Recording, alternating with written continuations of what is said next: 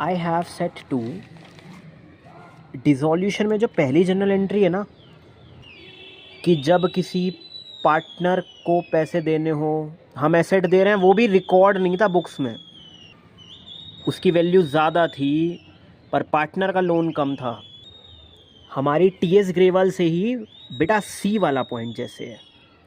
हाँ जी, जब कोई अनरिकॉर्डेड एसेट ले रहा है, वो 75 का है फॉर एग्जांपल, लोन उसका 70 का, लोन डेबिट, जनरल एंट्री तो बनेगी, नो एंट्री नहीं। 2 रियलाइजेशन, कितने से जितने से लोन है।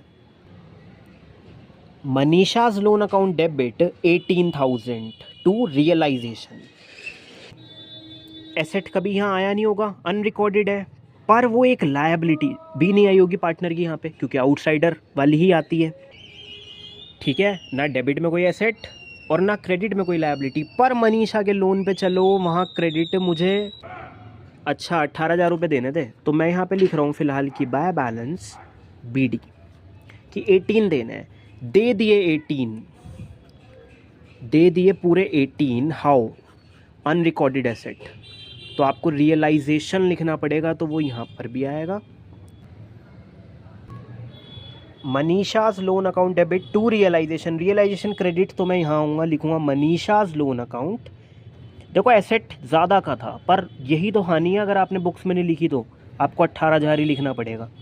बाय यहाँ लिख देंगे मनीषाज का लोन अकाउंट ब्रैकेट में अनरिकॉर्डेड एसेट।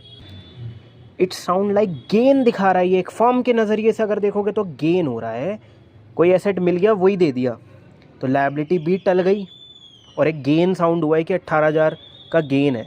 वैसे 20,000 का आना चाहिए था, पर बुक्स में नहीं लिखा तो मैं एक्चुअल फ़ायदा नहीं बता पाऊँगा।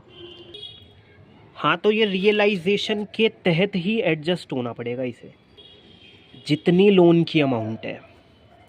फर्नीचर मैंने माना ज़्यादा का था, पर दादा फॉर्म में लिखा कहाँ था वो, फिर 20,000 अनरिकॉर्डेड था।